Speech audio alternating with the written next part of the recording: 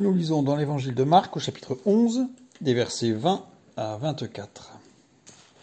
Le matin, en passant, les disciples virent le figuier séché jusqu'aux racines. Pierre, se rappelant ce qui s'était passé, dit à Jésus, « Rabbi, regarde le figuier que tu as maudit a séché. » Jésus prit la parole et leur dit, « Ayez foi en Dieu.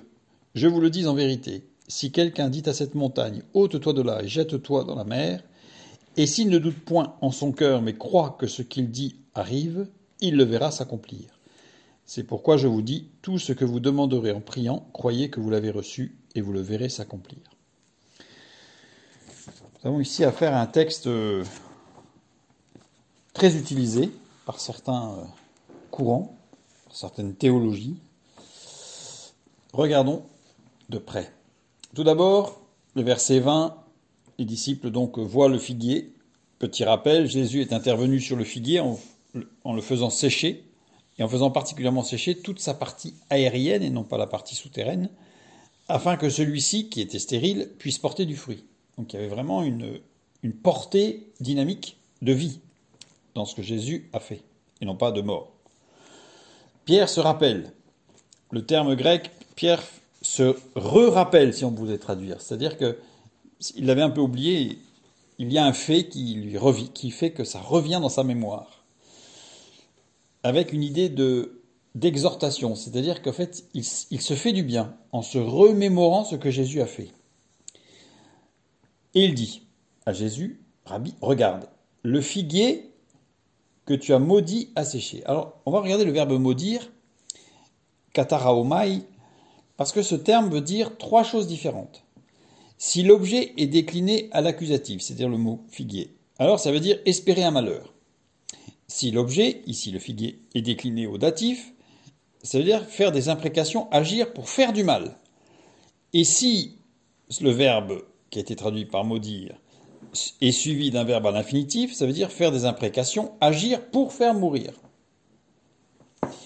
Nous regardons le mot figuier, souké, est décliné au nominatif. Donc ni à l'accusatif, ni au datif. Et a séché n'est pas un infinitif, mais il est conjugué au parfait. Donc ça veut dire que ici Pierre ne juge de rien et reste dans la neutralité de l'incompréhension. C'est-à-dire que, parce que quand on dit tu as maudit, c'est quelque chose de fort qui porte déjà en fait une connotation, alors que là pas du tout. C'est comme s'il disait à Jésus, ce que tu as fait, regarde, ce que tu as fait, ça s'est produit. Mais sans aucune connotation négative de tuer l'arbre ou peu importe. Pierre est resté dans la neutralité. Quand nous ne comprenons pas une action de Dieu, n'essayons pas de trouver un jugement ou de trouver des choses à juger, mais restons dans la neutralité, comme Pierre. Et Jésus prend la parole et leur dit, donc il ne parle pas que à Pierre, là il parle à tous, puisque tous ont bien vu ce qui s'était passé. Avec ici, prendre la parole, c'est épo qui veut dire répondre. Donc il répond à la question que tous les disciples se posent. Il n'y a que Pierre qui l'a formulée, mais tous les disciples se la posent, cette question. Et Jésus leur dit, « Ayez foi en Dieu ». Le verbe « avoir » ici, « écho » veut dire « avoir », « détenir », être fermement attaché à une personne, donc ici à Dieu, avoir un bon état d'esprit. Et la foi, nous le savons, nous l'avons déjà vu, que ce mot « pistis » décrit une relation et une communion étroite avec Dieu basée sur trois axes. Parler, écouter, agir. Pourquoi parler, écouter, agir? Parce que c'est vraiment la base de la communication. C'est une communication authentique. Une écoute active qui s'engage à écouter, qui montre de l'empathie, de l'attention et un réel intérêt pour ce qui est l'autre dit, implique de poser des questions clarificatrices si on n'a pas bien compris, et de refléter ce qui a été dit pour s'assurer de la compréhension. C'est vraiment un échange. La communication authentique implique aussi une prise de parole libre, avec la liberté de s'exprimer sans crainte de jugement ou de répercussions négatives. Ceci est essentiel pour la transparence et la confiance dans la communication. Les trois mots parler, écouter, agir, c'est aussi une collaboration et une concertation, une action concertée. Les actions sont le résultat d'une concertation et d'un consensus, ce qui montre un engagement partagé et une responsabilité collective. Ceci implique que les décisions et les actions soient alignées avec ce qui a été discuté et décidé ensemble. Évidemment, quand on est avec Dieu, on écoute. Et si on ne comprend pas, on le dit à Dieu qu'on ne comprend pas. Et on suit ce qu'il nous donne, ce qui nous permet de mieux comprendre. Une collaboration et une concertation avec une cohérence et de la fiabilité. Les actions entreprises reflètent fidèlement les paroles échangées, ce qui renforce la confiance et la crédibilité entre les participants, entre Dieu et nous, entre nous et les autres, puisque la foi, nous l'avons déjà vu, se décline à tous les niveaux, au niveau du couple, de la famille, des amis, du travail, très large, de tous. Cette cohérence et cette fiabilité amènent de la cohérence entre les paroles et les actions, et ce qui est essentiel pour maintenir la confiance. Parce que on a tous entendu « faites ce que je dis, faites pas ce que je fais ». Quand il y a une incohérence entre les paroles et les actes, cela détruit tout. Enfin, parler, écouter, agir dans une communion étroite avec Dieu et avec les autres, c'est le respect et la validation. Le respect mutuel. Chaque personne respecte les perspectives et les opinions de l'autre, créant un environnement de respect mutuel et de validation. Dans le texte biblique, on ne verront jamais Dieu manquer de respect à un homme, même si lui, cet homme, lui manque de respect. Ceci favorise un échange ouvert et honnête. La validation, les participants de cette discussion, de cette communion active, étroite, se valident mutuellement, reconnaissant la valeur et l'importance des contributions de chacun. C'est la foi. Et ces trois mots, en hébreu, qui parlent de la foi, parler, écouter, agir, qui sont retranscrits par cet axe de la parole, de l'écoute et de l'action, Emun, Emuna, Emet, ont une racine commune, Amen. Et ça, c'est important. Parce que la phrase d'après, au verset 23, Jésus dit « Je vous le dis en vérité ». Littéralement, si on devait suivre l'ordre des mots, nous devrions lire « En vérité, je vous le dis ». Et le terme par « en vérité » en grec a été traduit par « amen », c'est-à-dire la racine des trois mots. Donc Jésus dit « Ayez foi en Dieu », la foi qui est trois axes, dont je dirais la synthèse est dans le mot « amen », et juste après il dit « amen ». Ce qui en grec ne veut pas dire grand-chose. Ça ne veut rien dire. C'est pas un mot grec, amen. C'est qu'une retranscription. Et ainsi, il introduit et il montre que le cadre de ce qui suit se fait dans la foi, sur les trois axes.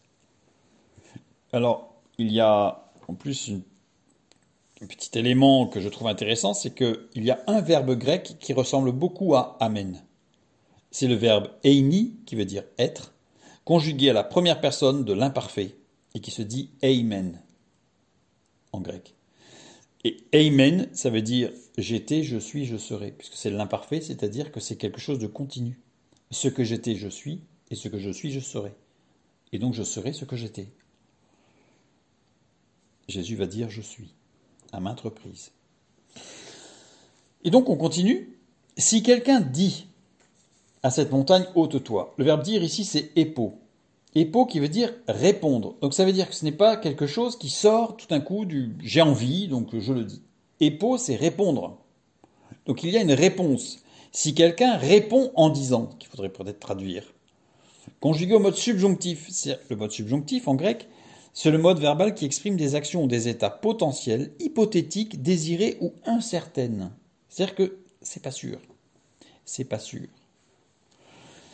Ôte-toi de là et jette-toi dans la mer. Le verbe ôter ici, airo, veut dire lever haut, s'approprier, ce qui a été pris ou a été donné, élever en étendard ou action de lever l'ancre et de se laisser guider. Conjugué à l'aoriste passif. Curieux pour une montagne. Ôte-toi de là donc et jette-toi. Le verbe se jeter, balo, qui veut dire jeter ou laisser tomber une chose sans se préoccuper de l'endroit de la chute. Donner sans être certain du résultat.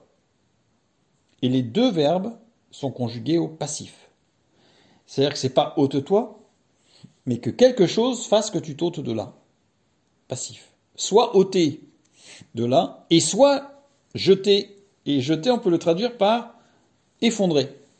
Effondre-toi. Soit effondrer dans la mer. Jésus parle, il est près de la mer. Donc c'est pas une montagne qui va se...